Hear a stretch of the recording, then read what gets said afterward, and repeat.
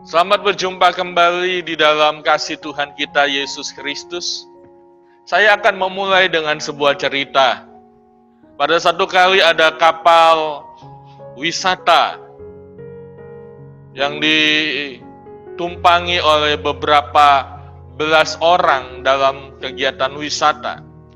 Lantas tiba-tiba kapal wisata itu mengalami kejadian yang naas, terbakar, dan kemudian tenggelam.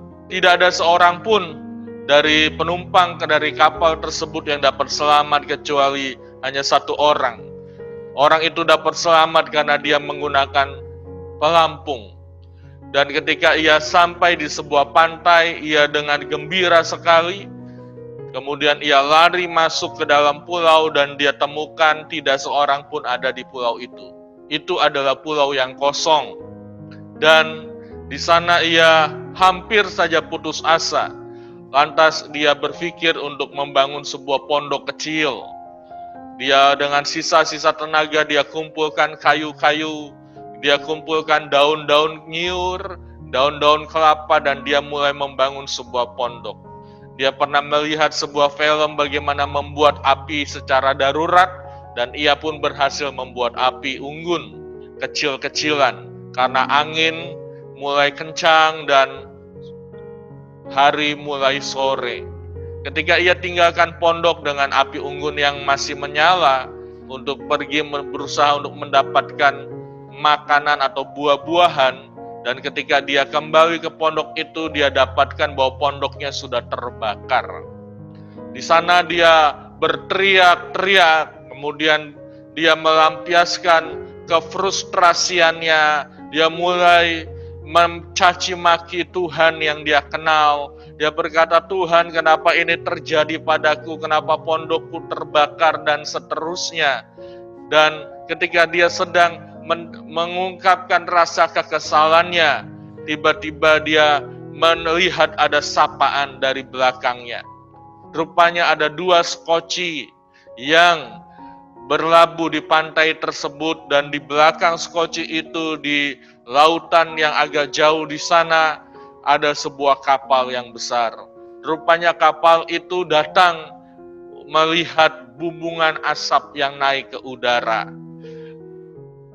Bapak Ibu Saudara, seringkali ketika kejadian buruk terjadi, kita mulai melampiaskan emosi kita mulai melampiaskan kekesalan kita mulai berkata hal-hal yang buruk tentang Tuhan.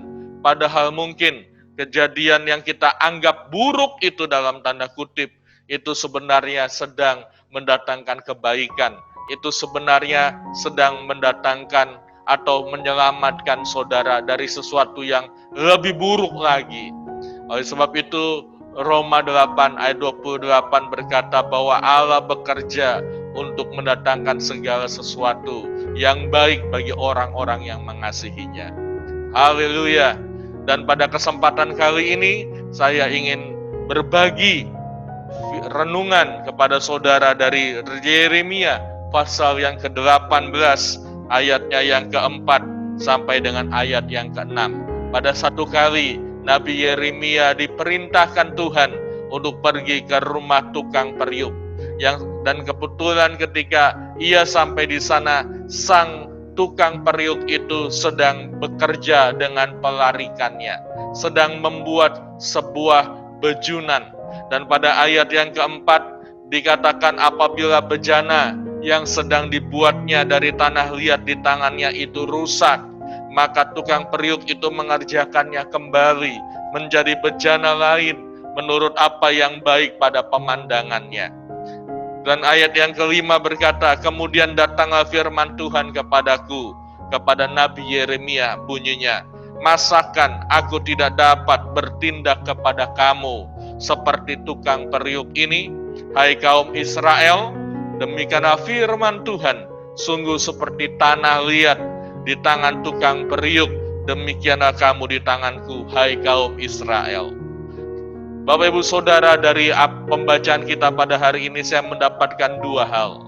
Hal yang pertama, bahwa ketika kita menyerahkan hidup kita di dalam tangan Tuhan, ya, dan kemudian Tuhan sebenarnya sedang membentuk kehidupan kita untuk menjadi sesuatu yang sempurna sesuai dengan rencananya. Tapi seringkali kita mengambil keputusan yang salah, bukan? Seringkali kita seakan-akan mengacaukan semua rencana Tuhan dengan perilaku dan perbuatan-perbuatan kita. Nah, bila kita merasa ada pilihan-pilihan yang salah, bila kita merasa ada tindakan-tindakan yang salah, poin yang pertama berkata bahwa sekalipun kita pernah melakukan sebuah kesalahan, seakan-akan bejana hidup kita itu rusak, maka Dia, Sang Penjunan, Sang Tukang Pembentuk kehidupan, itu akan membentuk ulang sampai sesuai dengan kehendaknya, dengan rencananya yang sempurna. Bapak Ibu Saudara, kita harus kembali kepada Allah ketika kita sadar kita berbuat kesalahan. Dan kita pasti mengalami pemulihan, kita pasti dibentuk ulang, kita pasti dipulihkan. Dan ketika Tuhan sedang mengerjakan kita, serahkan diri kita seutuhnya kepada Allah, percaya kepada pembentukannya. Dia Tuhan yang memberikan kita kesempatan. Dia Tuhan yang memberikan kita kesempatan kedua, bahkan mungkin kesempatan ketiga, bahkan mungkin kesempatan yang berikutnya. Selama kita masih mau kembali kepada Allah, Dia Allah yang tidak pernah lelah untuk mengerjakan kehidupan kita. Dia Allah yang tidak akan pernah lelah untuk membentuk kehidupan kita sampai menjadi sempurna sesuai kehendak Allah, sesuai dengan rencana Allah yang Dia sudah siapkan untuk kita semua. Hal yang kedua, dikatakan bahwa Allah itu adalah pembentuk kehidupan, dan itulah yang Dia sedang kerjakan ke dalam kehidupan kita, ke dalam kehidupan umat-Nya yang percaya kepadanya. Saudara, yang namanya dibentuk itu tidak pernah nyaman.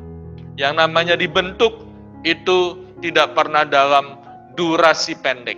Yang namanya dibentuk itu selalu ada menghasilkan getokan, pukulan, potongan, belahan, diamplas, dikikir, itu namanya dibentuk. Saudara, saya mau memberikan cuplikan sebuah cerita supaya kita lebih mengerti, memahami arti pembentukan ini dan prosesnya. Ada satu kali ada seorang pengrajin bambu. Dia pergi ke hutan untuk mencari bambu yang paling pas, yang paling cocok untuk apa yang dia mau buat. Dari begitu banyak bambu, akhirnya dia menemukan beberapa batang bambu, serumpun bambu yang cantik, yang paling pas, yang paling cocok untuk apa yang dia mau buat.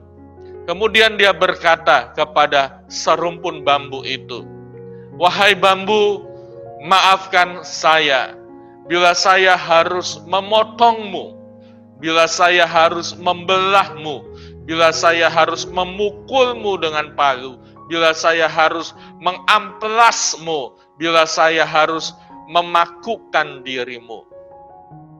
Namun setelah saya mengerjakan itu semua, maka kamu akan menjadi bambu yang sangat berguna, bukan hanya bagi satu orang, tapi bagi banyak orang." Lantas rumpun bambu itu berkata, "Wahai pengrajin bambu, aku ingin hidupku ini berguna dan mendatangkan kebaikan bagi banyak orang. Lakukanlah apa yang harus kamu lakukan. Aku sudah relakan hidupku untuk engkau bentuk." Akhirnya sang pengrajin bambu, dia memotong bambu itu dari akarnya.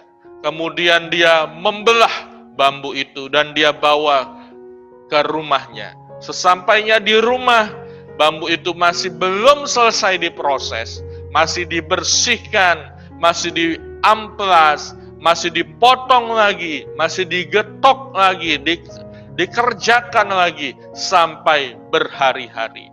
Tentu saja sang bambu merasakan rasa sakit Dan seakan-akan rasa sakit itu tidak berkesudahan. Namun dia tahu bahwa sang pengrajin bambu ini sudah punya rencana yang indah. Saudara, akhirnya hari yang dinanti pun selesai. Proses pembentukan itu selesai. Dan kemudian ketika bambu itu sudah menjadi utuh sesuai dengan karya atau rencana dari sang pengrajin bambu, maka ia mulai dihias, ia mulai diberikan warna, ia mulai dipercantik. Dan ketika selesai, sang bambu mengetahui bahwa dia akan menjadi sesuatu yang berguna bagi banyak orang. Bapak Ibu Saudara, itulah proses. Ketika Tuhan sedang memproses kita, Dia menggetok kita, Dia memangkas kita, Dia memotong karakter-karakter yang bertentangan dengan karakter Dia. Dia memisahkan kita dari tempat di mana kita sangat senang berada di tempat itu. Dia memisahkan kita untuk diproses. Seringkali ketika kita menyerahkan hidup kita kepada Tuhan, yang ada adalah Dia memisahkan kita, bukan? Dia membawa kita ke tempat yang sunyi, Dia membawa kita ke tempat yang jauh dari orang-orang yang kita kenal. Kenapa? Karena di tempat itu Dia sedang mengerjakan masterpiece-nya. Benar, Bapak Ibu Saudara, ketika kita menyerahkan diri kita kepada Allah, maka Allah sedang memproses kita untuk menjadi mahakaryanya, untuk menjadi masterpiece-nya. Jadi yang kedua, serahkan dirimu, jalani proses, karena Allah sedang menjadikan hidupmu sebagai masterpiece yang akan membawa kebaikan bagi banyak orang, yang akan menghasilkan berkarya indah dan mendatangkan kebaikan bagi setiap orang. Engkau Tuhan jadikan alat untuk memberkati, cara untuk memberkati orang banyak melalui kehidupan saudara. Haleluya, haleluya. Tuhan Yesus memberkati kita semua.